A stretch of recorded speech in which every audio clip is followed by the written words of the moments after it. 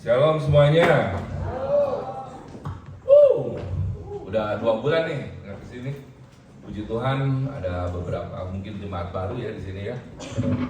Perkenalkan diri dulu, nama saya Koking Agustinus. Dan saya yakin dan percaya kita ibadah setiap minggu itu pasti kita akan menjadi serupa dengan Kristus. Ada 3 hal yang akan saya bagikan, kesaksian kecil yang akan saya bagikan.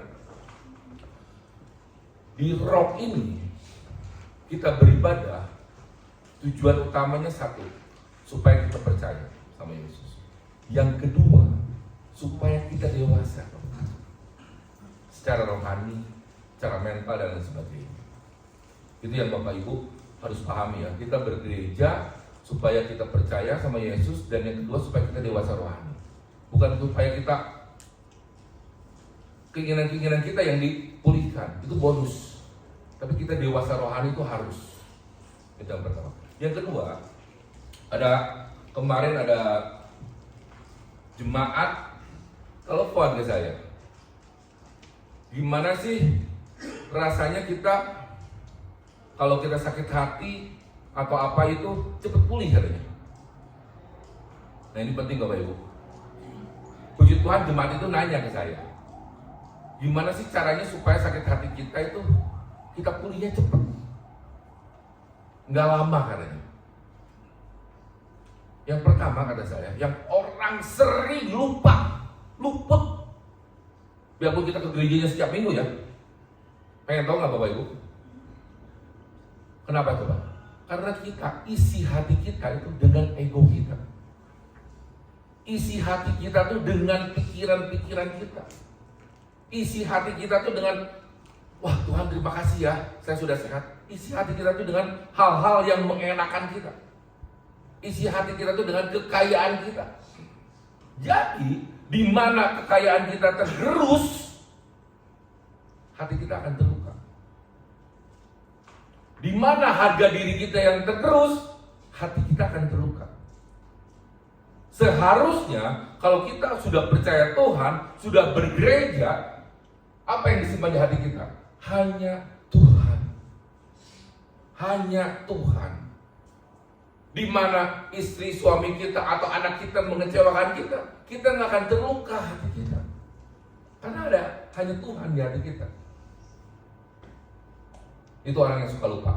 Kenapa dia susah melupakan? Akhirnya apa yang terjadi kalau kita luka hati? Kita ke gereja itu hanya rutinitas. Kita puluhan tahun bergereja hanya tahu Tuhan tuh dari luarnya saja.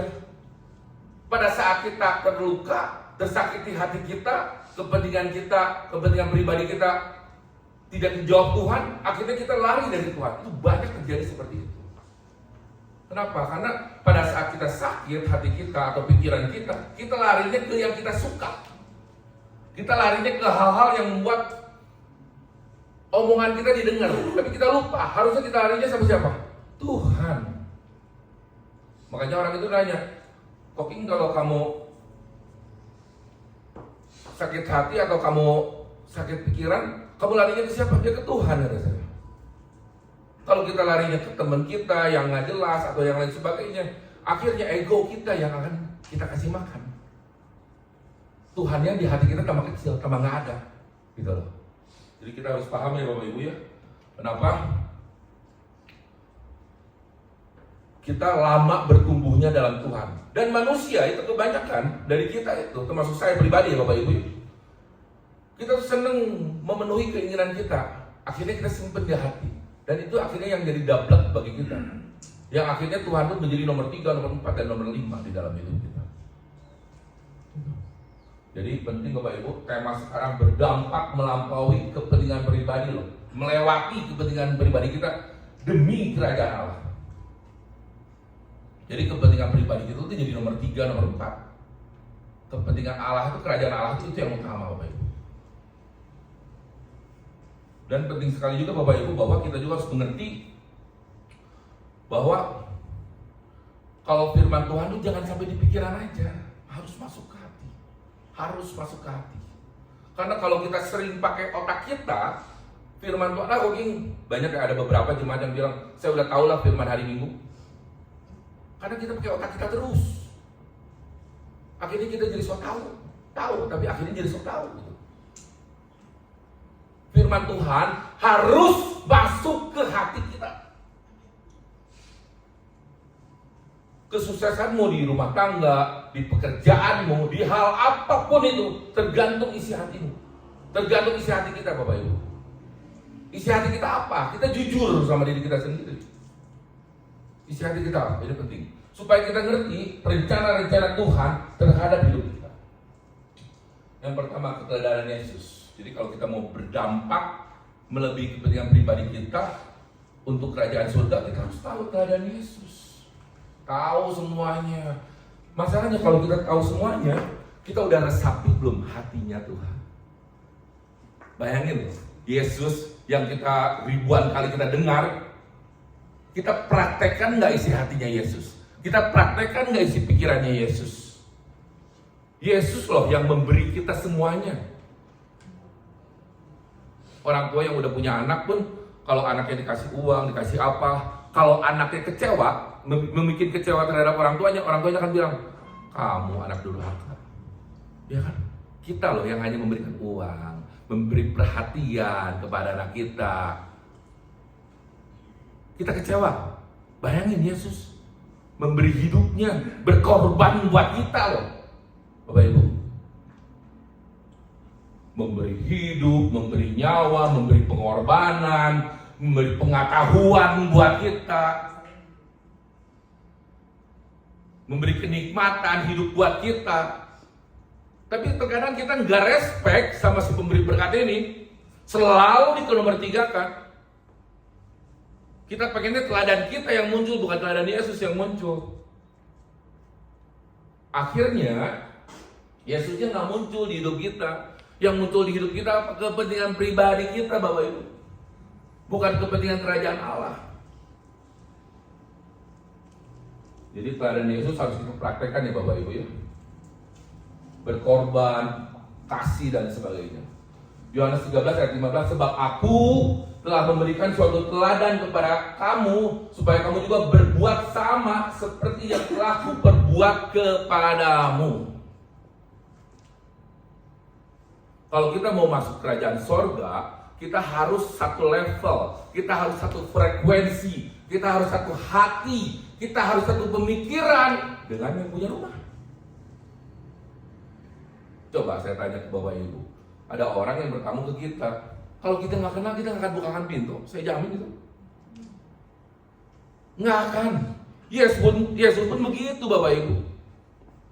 Kita di bumi ini lagi diproses supaya serupa dengan Dia.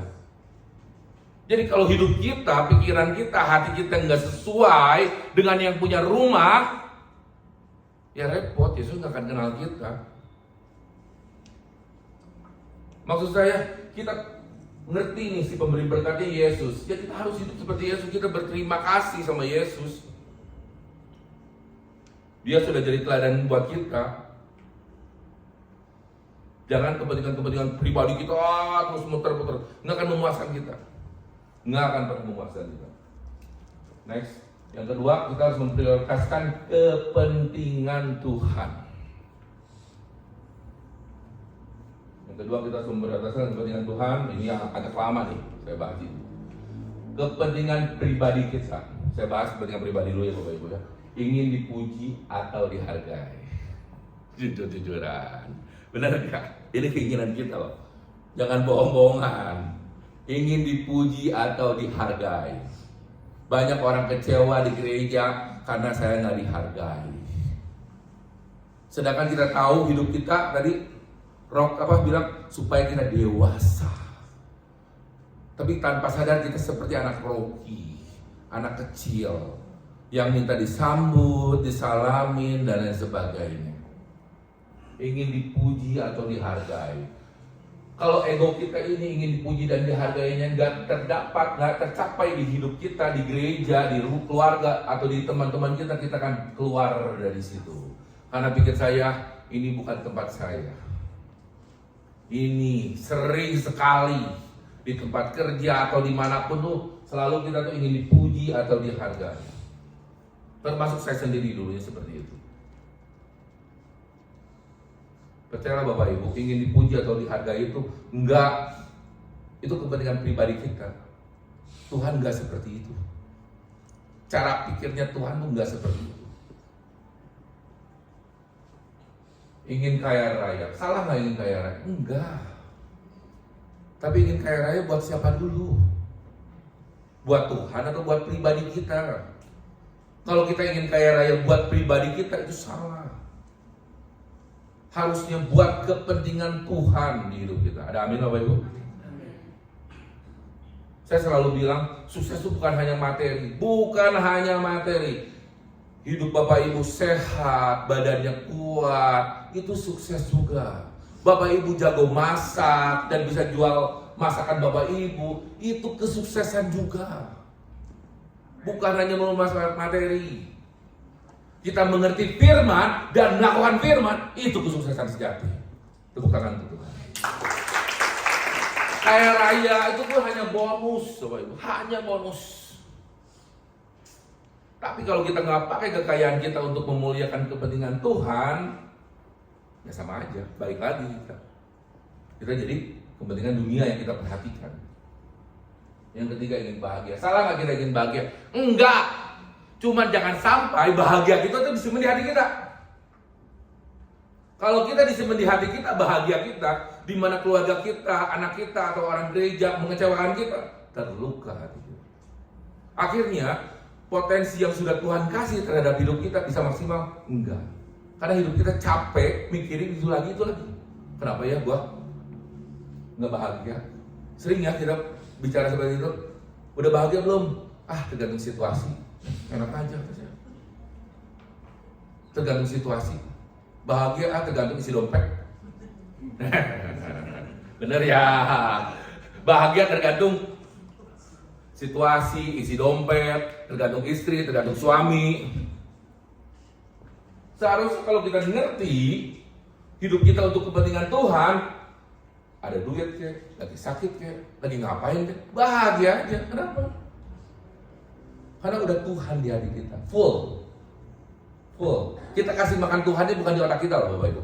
Ingat ya, kita kasih makan Tuhan bukan di otak kita, tapi di hati kita. Ingat ya, di hati kita. Jadi kalau hati kita full Tuhan, apa yang keluar pasti tentang Tuhan. Nggak mungkin tentang kita. Ingin bahagia, semuanya ingin sesuai keinginan kita. Sering juga terjadi ini, yang akhirnya membuat kita baper di sebuah institusi seperti gereja atau di keluarga, ingin sesuai keinginan kita. Ini hal-hal menurut saya ya, 5 hal ini yang cukup sering terjadi. Banyak sih sebenarnya hal, ada 100, cuman kan mau sampai kapan tidak beresnya. Sering terjadi, semuanya ingin sesuai keinginan kita, bukan keinginan Tuhan. Kalau kita senang, dapat berkat, kita akan bilang, puji Tuhan, terima kasih. Sering banget saya dapat WA, aduh makasih ya, akhirnya saya punya anak. Pas udah punya anak, kenapa gak ke gereja? Aduh capek ngurus anak. Ngerti ya? Anak dari siapa? Dari Tuhan. Dikasih anak, lupa Tuhan. Ada orang gak punya pekerjaan, terus akhirnya punya pekerjaan. WA saya, makasih ya udah dapat pekerjaan, puji Tuhan, Tuhan amat baik. Udah punya pekerjaan 2 bulan kemudian, kenapa gak ke gereja kata saya? Aduh capek badan saya, pegel, bos saya kurang ngajar katanya. Keluhan yang keluar dari mulutnya. Kenapa? Karena di hatinya isinya uang, di hatinya isinya kenyamanan, di hatinya isinya semua orang harus menyenangkan dia. Ada Tuhan di situ? Enggak ada. Ke gereja, ini pendeta ngomong apa sih? Gue udah tahu. Karena firman hanya nyampe otak, nggak nyampe hati. Itu jawabannya. Jadi semuanya ingin sesuai keinginan kita. Yang Tuhan pengen apa? Sesuai keinginan Tuhan. Nanti kita bahas yang sesuai keinginan Tuhan.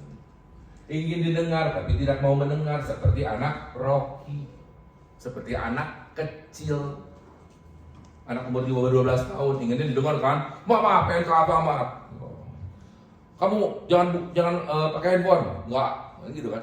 Ingin didengar tapi tidak mau mendengar. Anak kecil kita. Sering kita seperti ini. Mempertanyakan, kenapa sih gua harus begini, kenapa harus gua begitu.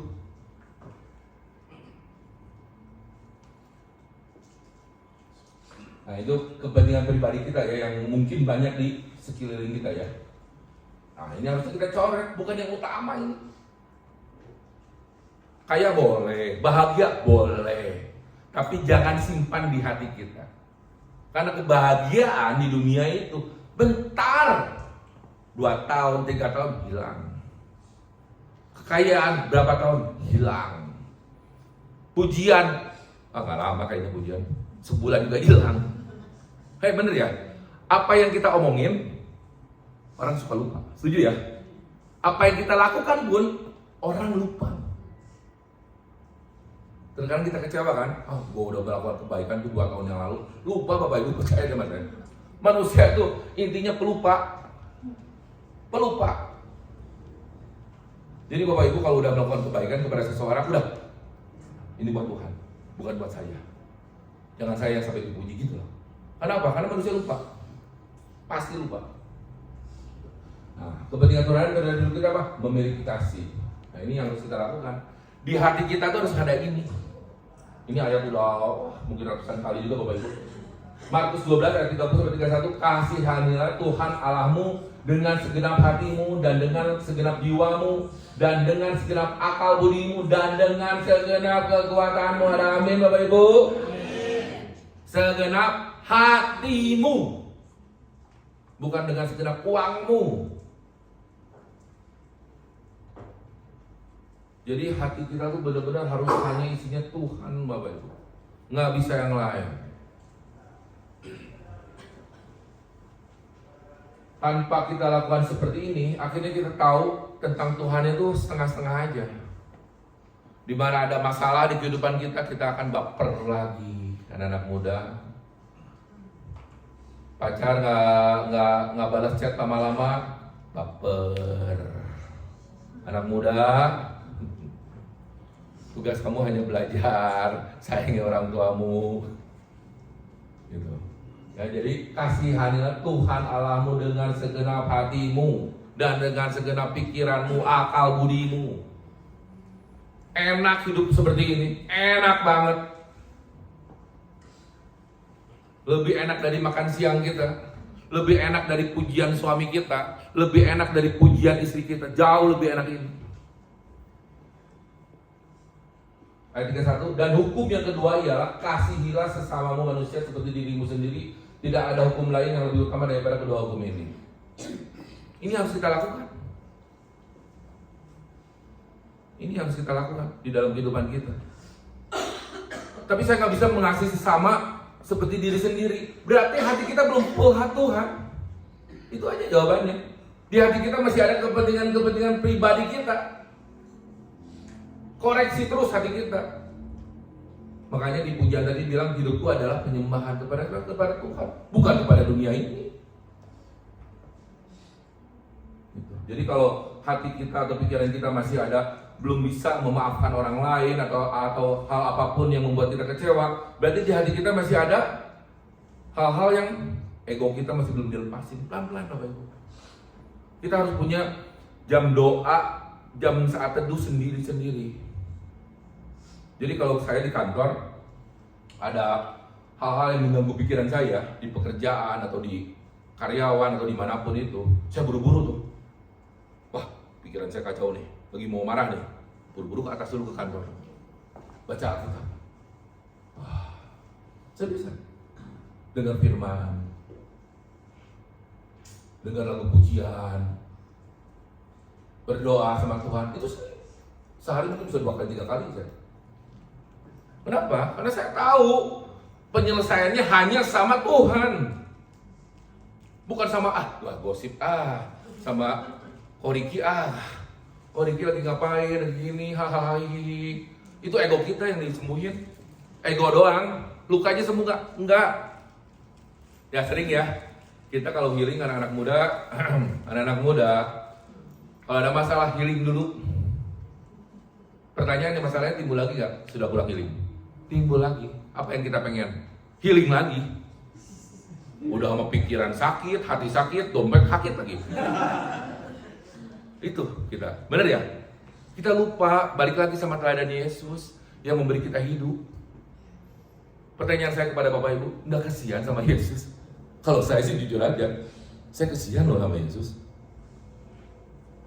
Saya kasihan banget. Dia memberi kita hidup, memberi kita makan, memberi kita akal budi ya, memberi kita mengetahui loh dunia itu indah. Tapi kita nggak menghargai sang pemberi. Gimana perasaan kita? Perasaan Bapak kita yang di surga. Ya kan? Sama ya seperti Bapak Ibu punya anak. Anak dibesarkan nih sampai umur 20 tahun.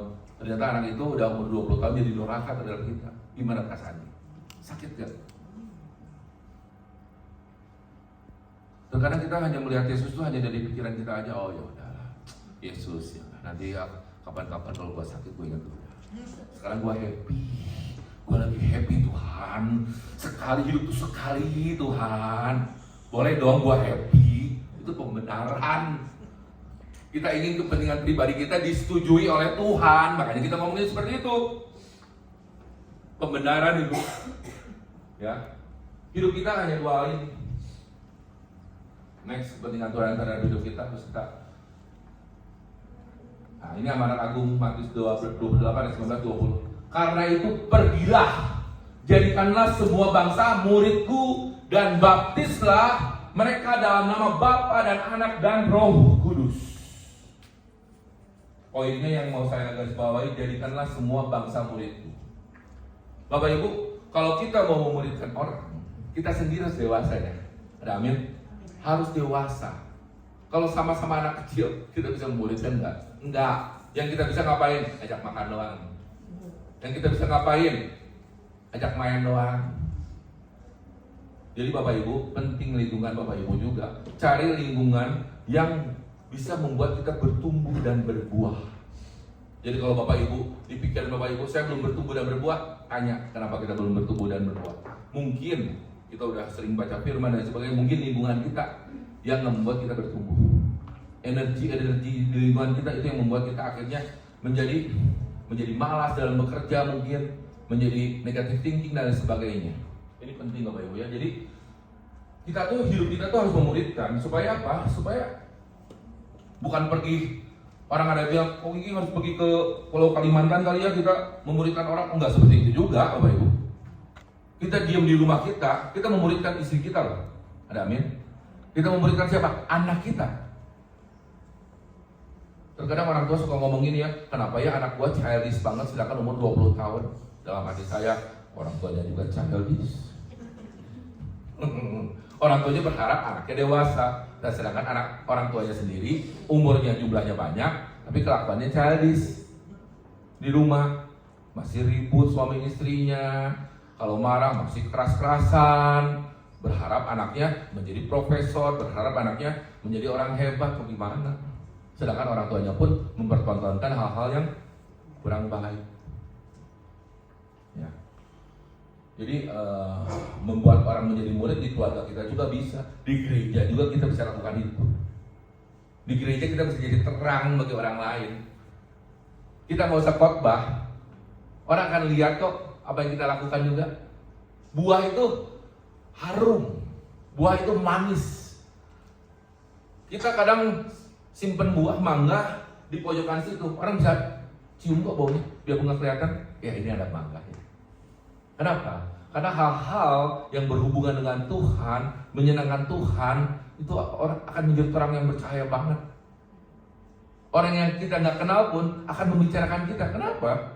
Karena terang. Ayat 20, dan ajarlah mereka melakukan segala sesuatu yang telah kuperintahkan kepadamu, dan ketahuilah aku menyertai kamu senantiasa sampai kepada akhir zaman. Yesus bilang apa? Ajarlah mereka melakukan segala sesuatu yang telah kuperintahkan kepadamu. Ngajarin apa Yesus kepada kita? Kasihilah sesama manusia seperti tadi, pengampunan, berkorbanan. Jangan pikir Bapak Ibu pengorbanan yang kita lakukan itu memundurkan rohani kita. Enggak. Kelihatannya mundur, kelihatannya kalau orang dunia itu kelihatannya mundur. Tapi sebenarnya kita selangkah menuju keserupaan dengan Tuhan. Ada amin Bapak Ibu? Selangkah. Jadi setiap kita melakukan firman Tuhan tuh, kalau orang dunia tuh pikirnya kita mundur karena kita bego. Ya kan? Tapi sebenarnya itu lebih maju. Makanya kita hidup jangan pakai pola pikir manusia, kita hidup pakai pola pikir Tuhan. Tanpa sadar, sukacita, damai sejahtera tuh tambah lengkap di hidup kita. Bukan karena skincare ya, bukan. Bukan karena pikiran kita udah glowing.